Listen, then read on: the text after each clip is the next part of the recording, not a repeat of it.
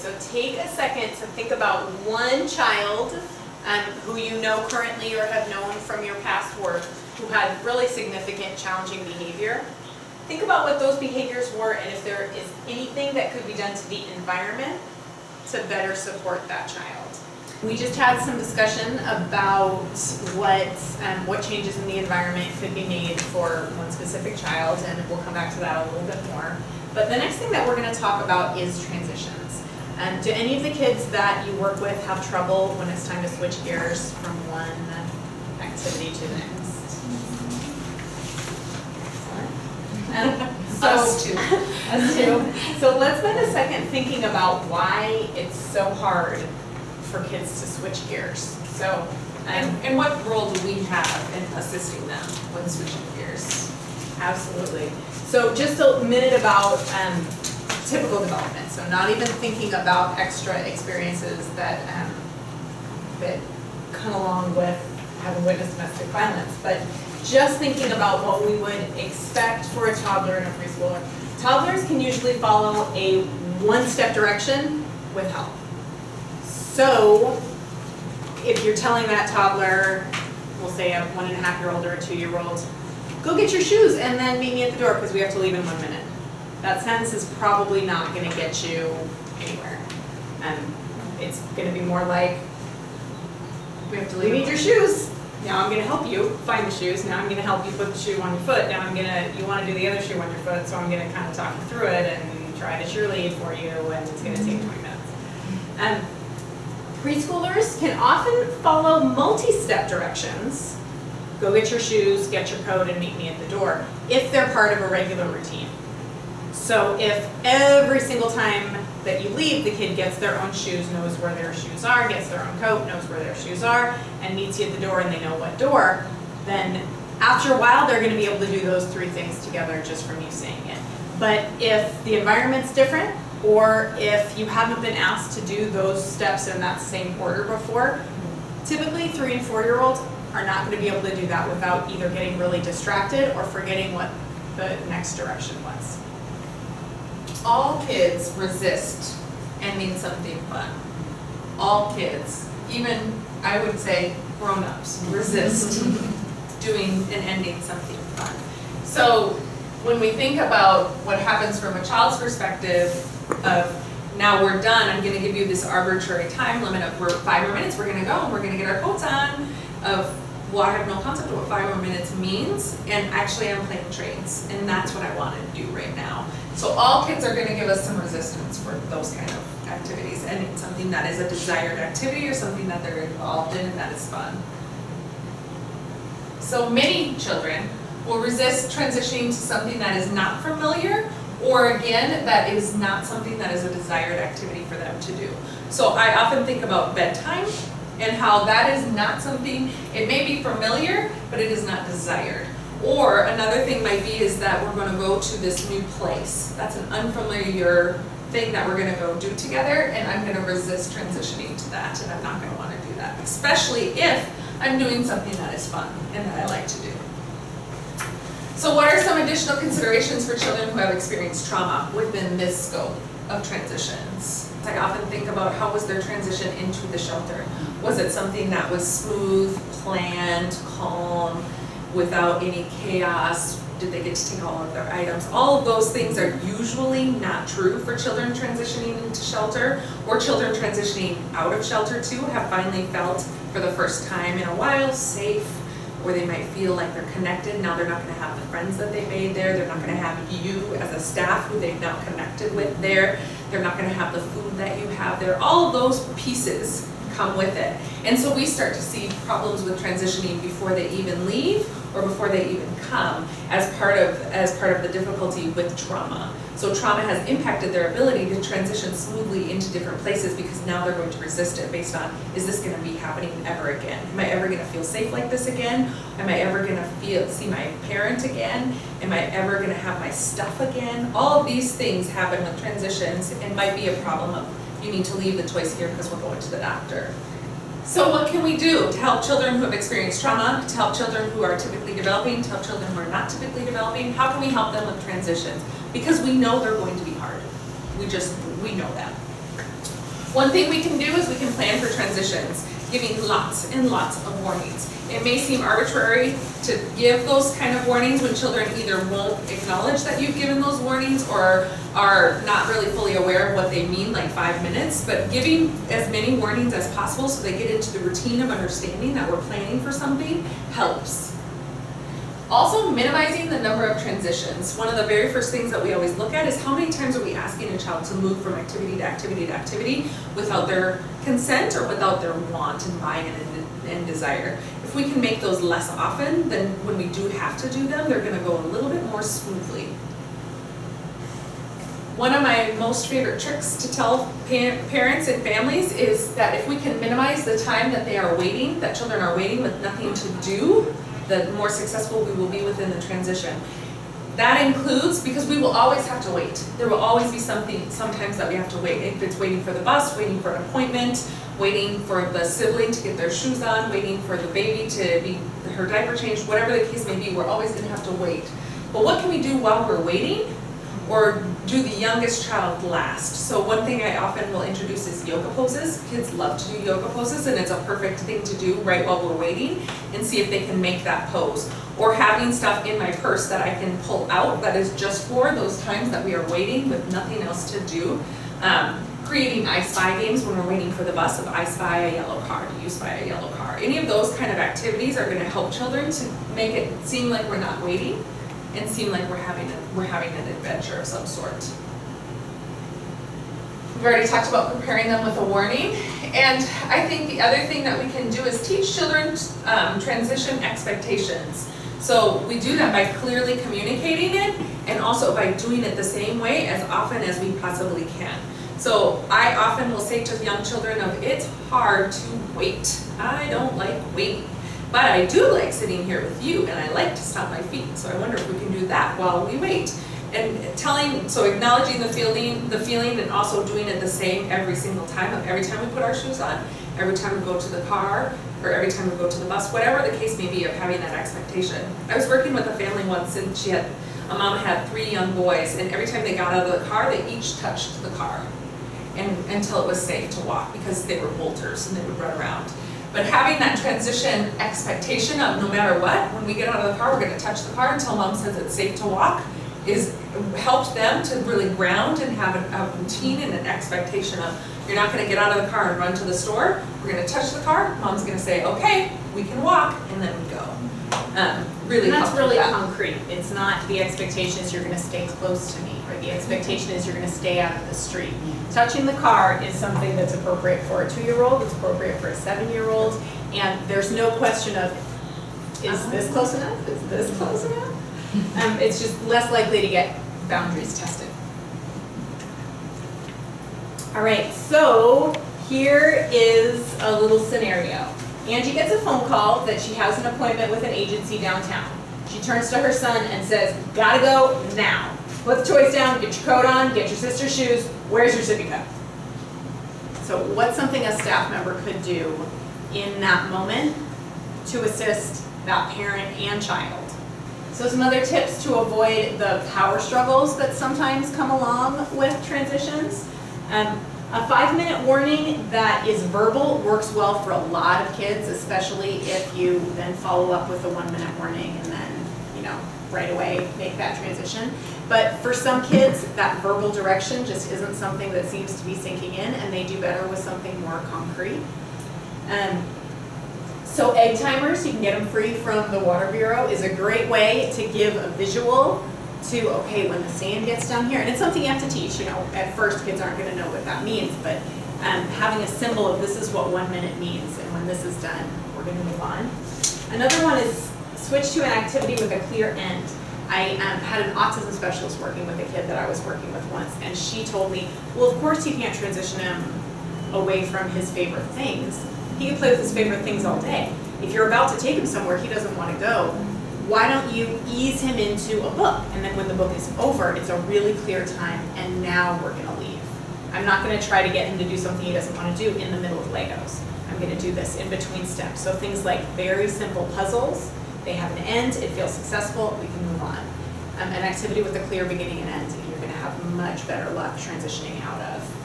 Then give some choices. This is about, the idea is to give some kid a little bit of power over a situation they have no power about. You have to put the Legos away. They're not in charge of where they're going next. But if you can give the kids some power over that situation, sometimes it feels more comfortable. They feel more in control. So do you want to do this or do this?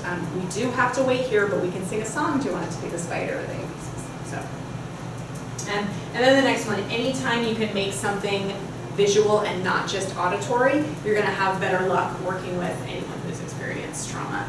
And lots of people just have that learning style anyway, where talking isn't their primary way that they get information if it's not a topic they're invested in. So making a 5-minute warning, also always include a hand, is a teeny tiny 1-second way to make something more visual. Having pictures of expectations, we'll show you some examples, is another way to make sure that you're not only relying on your auditory sense. So what is a visual? A visual is a tool that helps anybody to understand something and learning through their visual sense, instead of expecting them to understand it auditorily or through another sense and then guessing. So, if we go back one for just a second. What do we learn from this? Stop! There's nobody that had a different question. What do we learn from these handy dandy IKEA instructions? You're not gonna know how to do this. Nobody knows exactly what we're supposed to do here, other than my favorite, which is question mark, and then I'm gonna call IKEA, because actually I don't know what to do on my own. So making a visual that is easily understood, which is one of the reasons that we like stop signs, because every child has heard us say stop 18 million times and has seen stop signs in the environment, is why that is a better understanding of what a stop is than something that is convoluted and even grown-ups have no idea what they're talking about.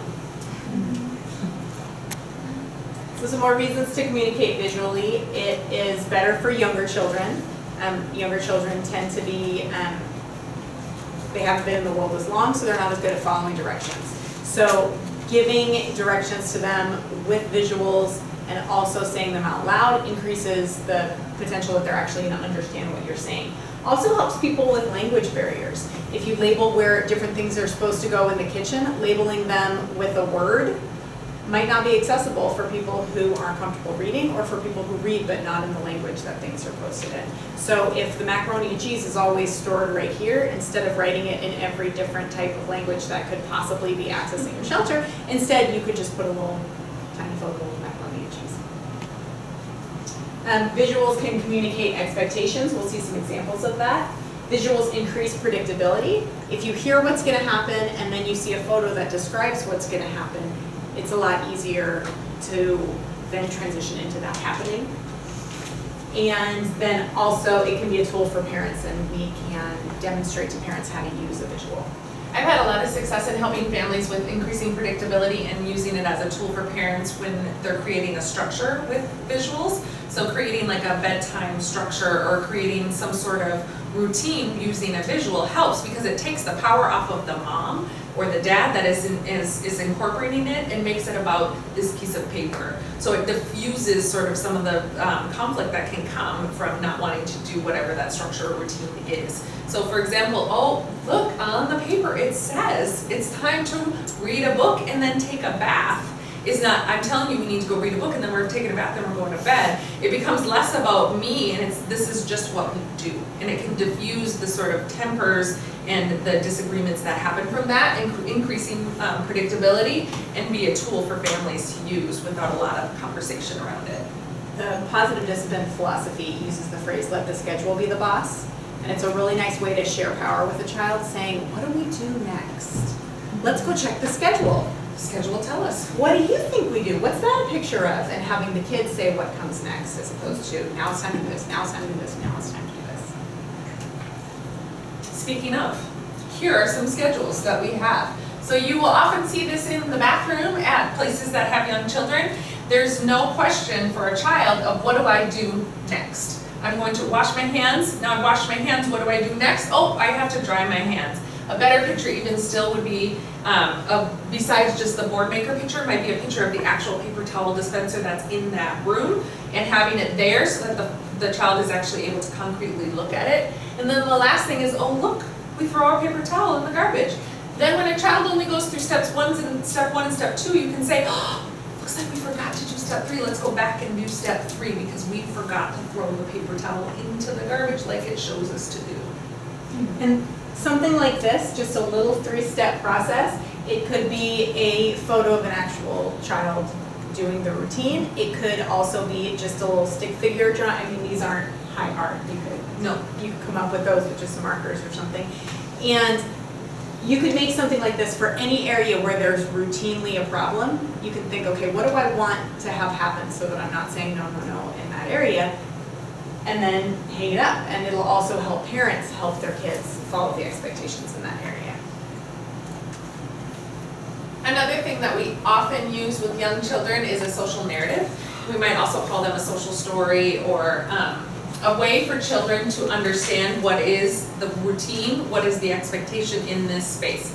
I had a little guy have a really hard time staying inside shelter. So we wrote a story about staying inside shelter with him.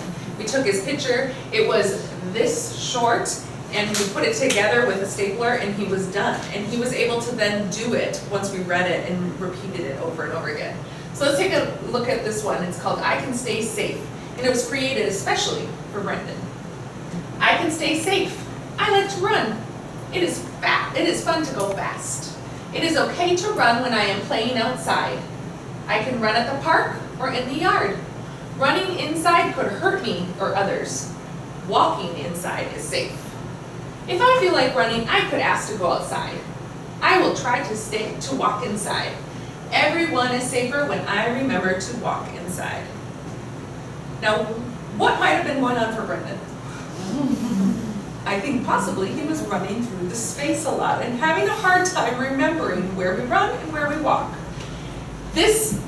Talking about this every time, or remembering this most of the times that Brendan is running through a space and going, wait, I read that story with you. What do we do?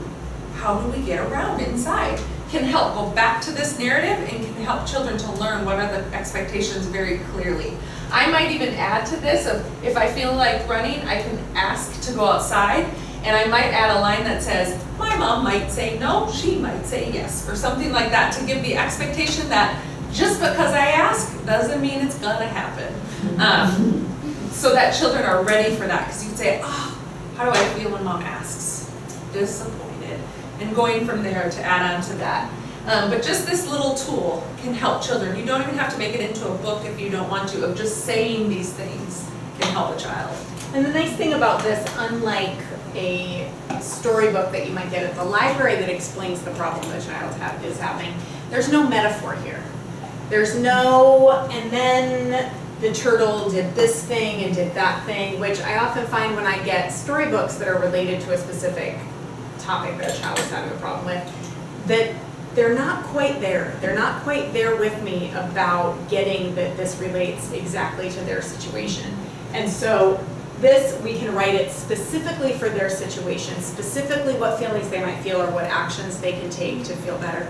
It's just so clear that going over this again and again and again can really help it sink home. So we're talking to them, we're showing them visual pictures of what they can be doing, and then another way is we're writing stories and, in 5 seconds, writing stories about what they can be doing. I love how it's written too, because it's so easily they personalize it because it's I can't stay safe. Absolutely. And it's so much more about what you can do Right, than what you can't do. And that's so important is because we're trying to remind the child that you can run outside or on the playground or wherever it is that we can do those things. And I can stay safe by walking inside, so. Not we need you to be safe. Right. Which is sort of which is so arbitrary. Yeah. And abstract for a child. Oh, absolutely. And so if you're trying to write one of these on a topic that you haven't written one before and you're kind of struggling with, how would I phrase this? How did that look? Why is this not coming out so well? There are zillions of them online. And if you just Google social stories or social story examples, you will be able to find hundreds and hundreds of different examples online pretty easily. The gal who invented this method is named Carol Gray, and she has a whole website talking about how to do it. And also the autism community often has tons and tons and tons of examples. So one of the things we wanted to bring up was some ideas for helping to build in some visual schedules and routines. We often ask providers to have them in the kitchen as well as the playrooms to say where things go. We were talking about the mac and cheese earlier, but it also can help to have an area where this is areas that children can access, this is only grown-ups, whatever the case may be, having that very clear for families to understand the expectations. A lot of shelters will have an actual board about parenting that's okay, that is easily accessible. That is easily accessible for families to look at, and it won't be a lot of text, it'll be just little bits of information so that you can easily digest it as you're moving on with the day. Then other places you can use visuals. I've seen some really neat visual toolkits for families, just like by the bathroom or by the play area. Here are 3 things you can do, and then they're cutesy because they have pictures, but also having pictures supports families that might not be reading a whole lot of text if you put up, an article on a bulletin board. But I've seen lots of really cute examples of just one photo and a 1-sentence explanation, or a couple of photos to help parents learn parenting skills. One thing that we've done in both the shelters is we've created the rules that go within positive behavior supports, and we have them as be safe, be friendly, and be a hard worker. And you will see in different spaces that you have that rule written out, but you also have pictures of children doing activities that are safe, or are being a hard worker, or being friendly. So having those in multiple areas so children can see those rules, and then you can point to them very quickly, and you can point to how they're doing those things is really supportive and helpful. Another thing that we implemented since we've been doing PBIS at the shelters here is that we put up boards in a lot of the different rooms so that families can have access to those different things. If they haven't been put up yet, they're in the process of being put up. So that a family can make their own visual schedule to match whatever it is that they do in a day, so that they can have access to that in their own space. All right, so let's spend a minute thinking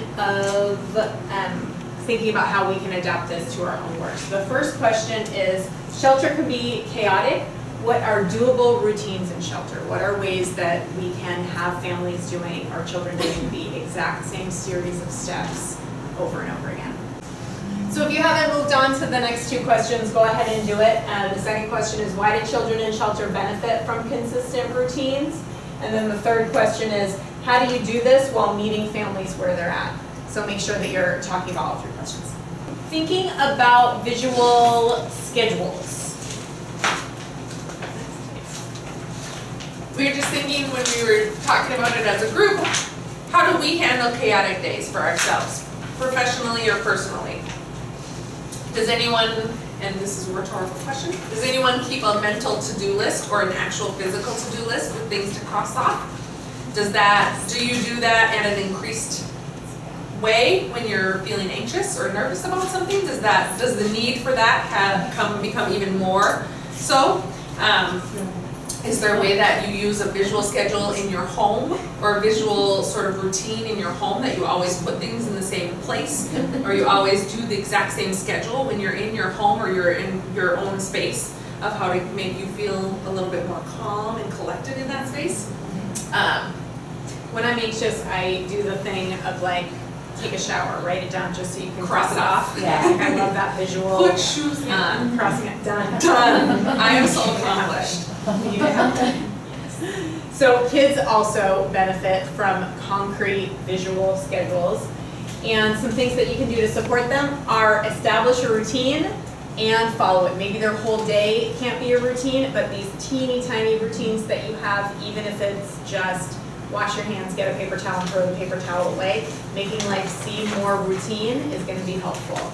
Teach children the schedule, teach it in pictures, and prepare children for any changes, doing it visually.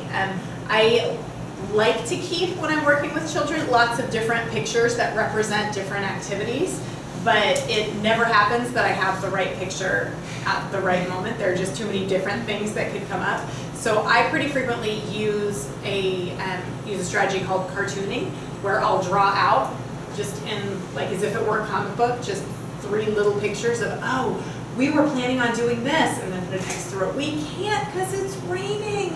I feel so disappointed. Now your choices are this or this. Which one do you want to choose? Choose the button of the activity that you're choosing. So I do strategies like that a lot, of making something that wasn't visual before, just visual on a piece of scratch paper.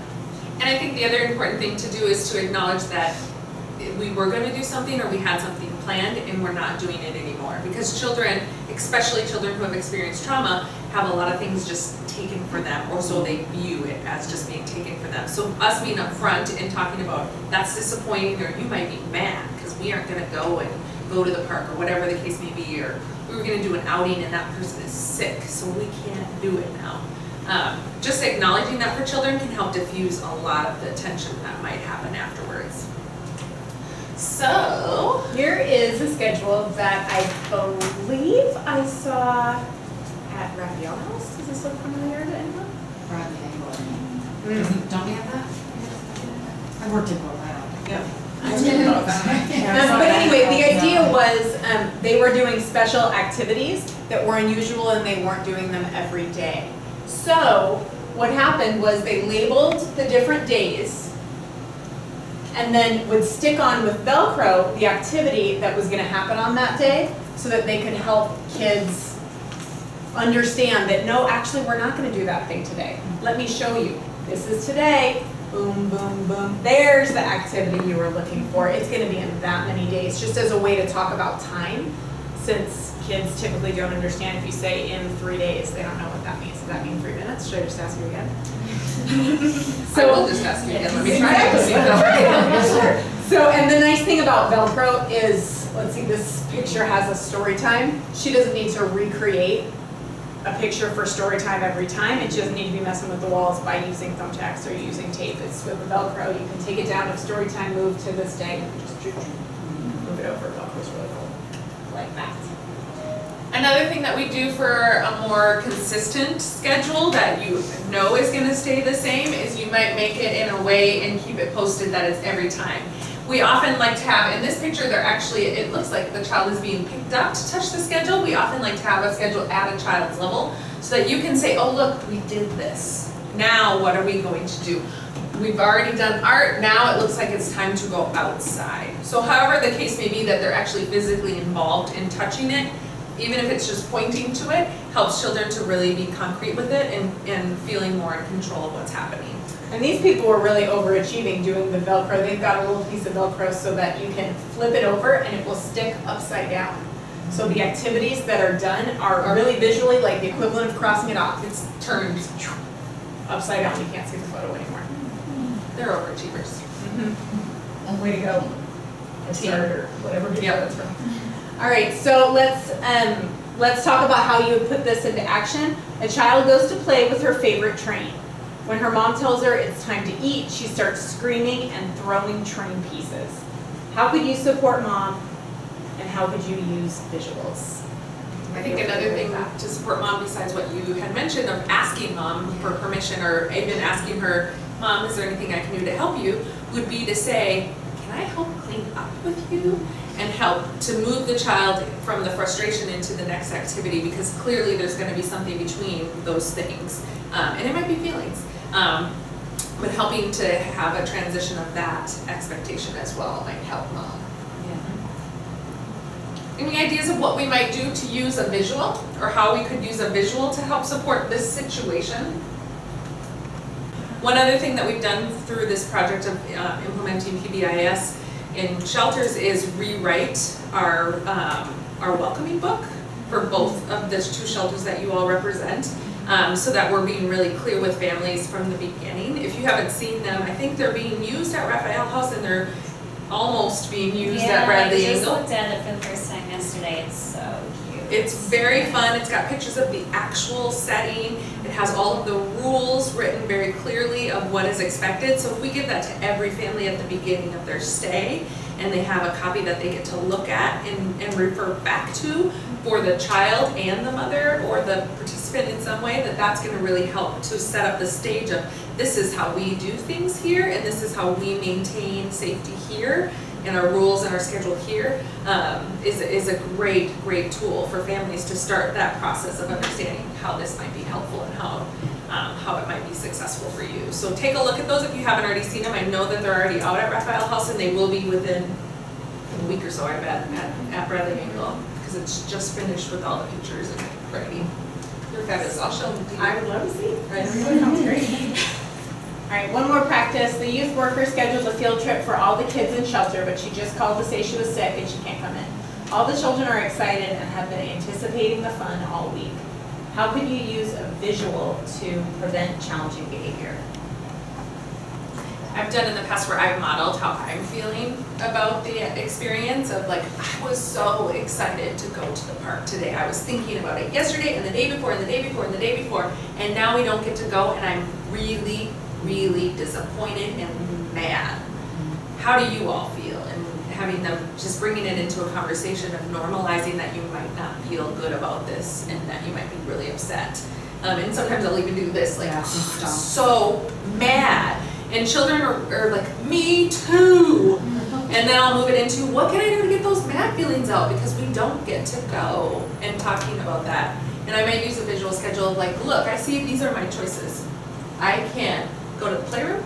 We can take a walk around the house and do a discovery hunt, or whatever the case may be. I might have some tools to look at in that way. Some rock and roll dancing. Dance Party 2014. Just kidding. I get it. But those are the times when you're like, okay, we better bring in something, because we've got some really big feelings. And how can I use a visual for that? Is I can say, look, we can grab music off of this area, or we can grab these toys and do a dress-up, extravaganza over here. Whatever the case may be, but grabbing in visuals to help children to see that something fun can happen in place of this disappointing frustration, anger that they're feeling. In your brain for just a second, think about, how do you like to be given directions? One of the things that I think will probably come up is, do we like to be barked at?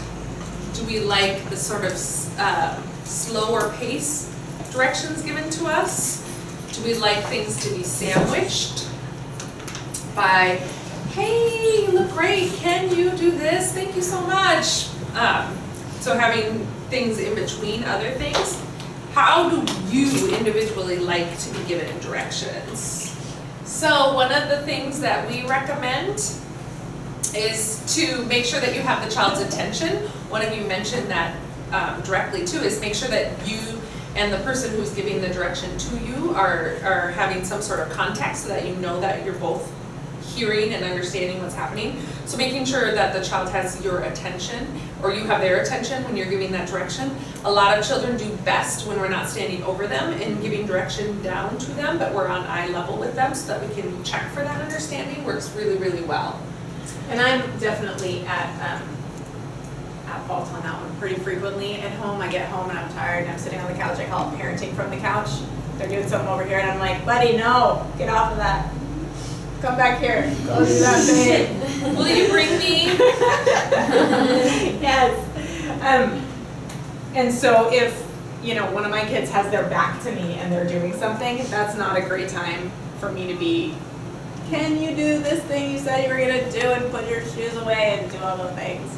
That's probably not going to work well. It's going to work much better if I walk over there, lean down, have a conversation that respects his process. Minimizing the number of directions given. Again, we talked about this before. If you give 5 directions, most children are not going to be able to remember what the ones in the middle were. They might remember the first and the last, or they might just remember one, and then they might feel so overwhelmed that they don't actually hear any of them and just stop. And the same is true for us. If we get multiple directions at once and we're not given that clear understanding of what to do in what order, then we will also get overwhelmed and may not be able to even push past that feeling and do whatever we're supposed to be doing. So minimizing the number of directions given and giving them in the same way of having their attention and maybe using the language that they're going to understand when we're giving those directions is going to make it so we're more successful. So, which is individualizing them. So some children need lots of words and they need to have the sort of full context of why we're putting our shoes away. Other children just need to know that they need to put their shoes away. So you're gonna learn that about the child pretty quickly when they're in shelter with you, and individualizing the directions. Some children will need you to do it with them and walk with them to show them where they're gonna put their shoes. Other children, you can point to where they're gonna put their shoes. Other children, you're gonna touch their actual shoe. Whatever it is that that child responds to, you're gonna try to individualize it to that child so that they understand what the directions are. And then that last one is give clear directions. So frequently people give, just at least at my organization, people give directions and they're trying so hard to be nice that sometimes the person leaves not actually knowing what they were asked to do or losing sight of the thing that they were being given feedback on because it was within, sandwiched between all of these nice things, or it was just really vague. So I think we're kind of moving in this direction and we're gonna, and it winds up just being totally unclear and unsatisfying. So being really clear with kids sometimes means using the amount of words that they're comfortable with. If that's a 2-year-old, it might be 2 or 3 words. Sit down. With a preschooler, it might be a sentence. With an older child, it might be a long paragraph. And just thinking back about making clear directions is really about individualizing directions. What is that person's ability to understand long sentences or even really short ones? This next one is my personal favorite, the next slide, because I often think that I am guilty of doing this, is give children the opportunity to respond. So you will often see parents say, okay, it's time to put that away, and then when the child doesn't immediately within 2 seconds stop whatever they're doing and put it away, they jump in and they're like, I told you to put that away, and move on to the next thing. So if we even stop and count to 10 and allow the child time to transition in their mind from, okay, I have to stop doing this and move on to something else, that we might be more successful. Also then checking in and saying, did you hear me? Or walking over to them and looking at their face, did you hear me when I said it's time to do blah, blah, blah, blah, blah? It's time, we have to stop. Giving them that opportunity to actually respond rather than jumping in when they don't will be helpful to folks. Giving choices whenever possible and whenever real is super awesome and much more successful with small children and actually grown-ups too, who knew? So it's time to go to bed is not, do you want to go to bed? You two feel tired? You think it's time? I'm tired, do you want to go to bed? I hear people say, are you ready? Are you about ready to? No, I'm not. No, in fact, I'm not. Do you want to wear your pajamas with the frocks or your pajamas with the princesses on them tonight is a real choice, as long as you don't care which ones they wear. Do you want to brush your teeth first or read a story? Which one should we do first? Read a story or brush our teeth is a real choice. But are you ready for food? Gonna have some food? No, I'm not. So give choices when they are real and when they are possible, and don't when they are not. And that way children will have the experience of having those choices and they'll know that they're coming soon when they are really actually gonna happen. And it's a really important place for a kid who's experienced trauma to get to understand age-appropriate power.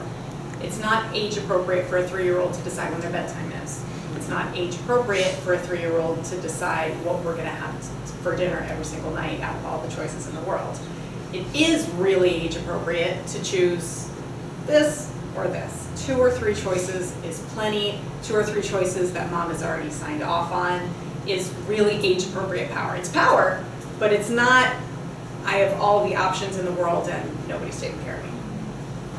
So consistency, what are some examples of rules that some staff enforce and some staff don't enforce? When we did this training before, one of them was the staff room. Some people would let children into the staff room and some people would not. And so children would struggle with, oh, am I not allowed in today? I don't understand when I'm allowed in and when I'm not allowed in. So I'm just coming. And then it feels like the person who's saying no is being mean. And it sets up these different dynamics between people where you're the bad guy if you're the one who's doing the thing that I thought we all agreed we were gonna do. So some examples were supervision of children was one that some staff enforce, some staff don't. Another one was of quiet time in shelter, so it's quiet time as of this time at night, and some staff will enforce that and some staff won't. How can we avoid this? I think one of the things I'm hearing consistently too is that open dialogues with people and having sort of just real conversations about this isn't going well, let's bring it back to the child's perspective of why this can be really tricky for them. So, the PBIS rules that you guys are using are be safe, be friendly, and be hardworking or a hard worker. So it's important to have only a few simple rules. If you've got a rule for every different thing and families are expected to read a bullet point of 50 different rules about every different area, that's going to feel uncomfortable, but also probably no one's going to remember it. And the rules should be posted visually, and they should be explained when children enter a space. So maybe you've got your rules posted in one activity area, maybe you've got your rules posted also in the mealtime area, so that they can be reminded as they're entering, okay, when you're coming in here, we're gonna do this, and this is how we do it. They can be part of a welcome packet, and it's necessary to explain rules in a positive way, not just when kids are breaking the rules, but to explain rules in a really positive way more than one time. And then reinforce the rules. When kids are doing something friendly, we can point it out. You're being so friendly when you share those materials. So this is a photo of at a school. Their rules were be safe, be respectful, and be a team player. And what they did is they took photos of kids doing that, being safe, being respectful in the hallway. They took pictures of kids following the rules on the playground. And then it was really fun for the kids to look at the photos and see, oh, I'm doing this, I'm doing that. So it's an example of how they've worked it into the culture of their environment. Having things about the rules hanging on the walls is it's a place to talk about it, like these kids are lining up, and so they have the pictures about the rules at a place where kids are frequently waiting, because then it makes it a conversation piece and another time and opportunity to reinforce those. So let's make a list together of some of the challenging behaviors you might see at shelter. So taking this list of things that are happening at shelter, of these challenging behaviors that we're seeing children do at shelter, now we want to use some rule language to give children positive feedback when they are doing these things. So let's look at each of them and see how we could talk to a child about these things other than saying our don'ts. Taking each of the rules and thinking about it and how you can be safe and be friendly and be a hard worker is really helpful, because then you'll be able to use that language with children and translate everything that they're doing. One of the most positive things that you can do with children is to point out when they're doing one of the rules. And you can say, oh, you are being such a hard worker because you're putting the puzzle together. That's being a hard worker. You're walking safely through the shelter. That shows me that you know how to be safe inside. Those kind of things really help children to understand and give concrete examples to them of how to use the rules. So we often will take this and bring it out to a shelter and have staff use some of their staff time together to come up with what are some of the rules for children at shelter. And taking things like looking at playtime, what are our expectations for children to do safety-wise? What are our expectations for children to do friendly-wise? And what are our expectations for children to do to be a hard worker? And writing these out for our specific spaces or specific times of day so that we know what our expectations are as a staff and as a team, and then making sure that we all are on the same page for them helps to really keep that concrete and clear expectations for families. This is a really important exercise to make sure that you can phrase what to do quickly. So taking the time to think about, well, what do we actually do to be safe when we're arriving and departing or something like that, so that you have it right on hand to use that positive language. Sometimes if you see a kid misbehaving, it takes a second for you because you know you don't want them to hit, or you know you don't want them to play with the buzzer. It takes a second for you to translate that for yourself into a positive, so that you're saving the translation work from the kid having to do it. All right, so a positive home and work environment affects how we all behave. So we saw this, I think this was at Raphael House, I'm not entirely sure, it might have been at Brad the Angle, where it's basically a shout out wall, where they had different things that children were doing really, really well, and they dated them and talked about all the positives. And children flourish under this kind of attention of like, you're gonna write that down? You noticed me doing what I'm doing? We called it shout-outs to Max because my nephew one time felt like none of us were giving him enough praise. And so he put on his bedroom door a piece of paper and he told us that we could do shout-outs to him. And so, bless his heart, we all did. We all wrote things and he kept it up on his wall for probably 3 years and talked about it over and over again about what we said and what we noticed about him. So this type of activity for children is such a positive experience because children don't experience being noticed positively as much as we would like them to. And this is one way of doing it. And it feels really empowering to them in that experience. And the things on this one are not things that the kid would have had to behave for the entire day or expectations that are above and beyond. Being helpful by being quiet for mom. So it would have been a time that maybe no yelling was a conversation you'd have lots of times, but instead it's just, I want to thank you for being quiet. This one is being patient. They're just little times that, of course, every single kid in the universe is patient for at least a second, every day there are these times that they're doing the right thing, but kids typically only get the feedback about it when they're doing it wrong. So, let's watch a really quick video about what is the adult in this next video doing to give this child some positive interaction. He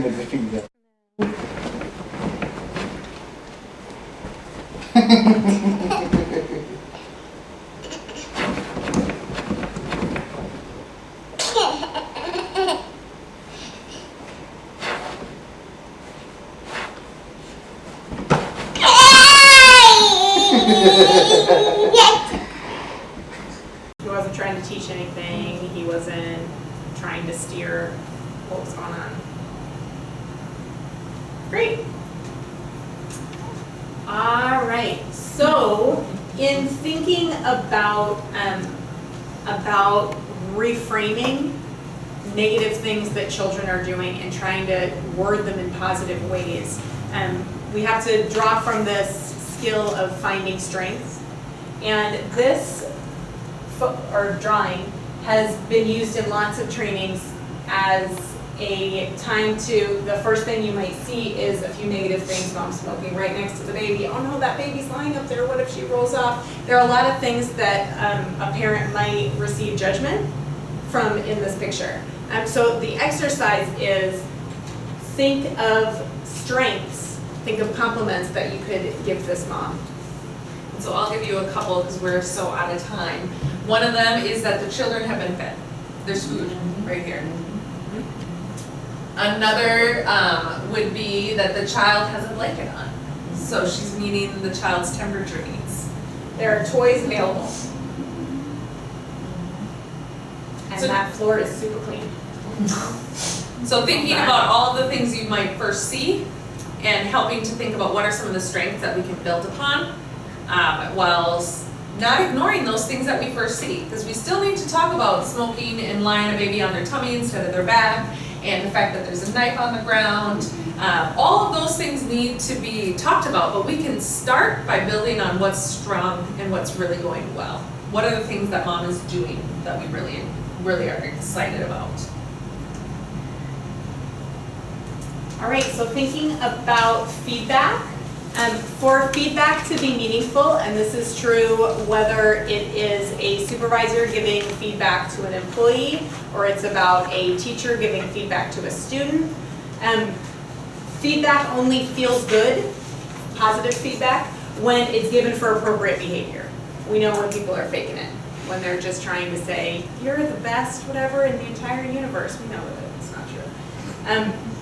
Encouragement works best when it's given for effort, not just success. And there's so much research around that about how talking to kids about their efforts and thanking them for their efforts is so much more important than being focused on the product, focused on the success. Encouragement and feedback work best if they're descriptive. We talked earlier about people not liking vague feedback. It's just not really helpful. And the same goes for positive feedback. Hearing, you did great when you did that thing today, might not be enough for the person to know what it was that was great well enough to replicate it again in the future. And then encouragement works best when it's given with sincerity and warmth. Feedback given with sarcasm usually goes right over kids' heads, so we want to make sure that we're being warm and sincere when we work with kids. So using non-verbal forms of encouragement, even eye contact, smiling at a child is huge. Individualizing it based on their needs and their preferences. Some children do not like to be touched. Some children don't like praise. You can still be positive and give them positive feedback by giving them a thumbs up from afar, or by just giving them some of the facial expressions. Also, you can notice their work by talking to another person about it. If that child hates to be complimented or doesn't like the attention from it, by saying things like, "Hey, Ashley, I noticed that so-and-so put the blocks away. Nobody even asked him, he just did it by himself. He is such a hard worker." You're not even talking to the child, you're talking to another grown-up, and so you're basing it on the child's needs and preferences. And the last thing is to encourage other adults and peers to give positive feedback and encouragement, because we all tend to, as a culture, go towards the negative, and we all need to be reminded to help go back towards the positive. So we might have time for just one or two more slides. Oh no, I think we're gonna make it. So if you have never read this book, Unsmiling Faces, How Preschools Can Heal, it is about therapeutic activities that you can do with kids when you don't need to be a therapist to do them. It's just activities that you can put out that are healing for kids. So And actually, you don't need to be a teacher either. Oh, not at all. But it's geared towards that, but I think it's perfect for shelters as well. It's fabulous, Unsmiling Faces. So to end on a quote, if there's anything we wish to change in a child, we should first examine it and see whether it's not something that could be better changed in ourselves.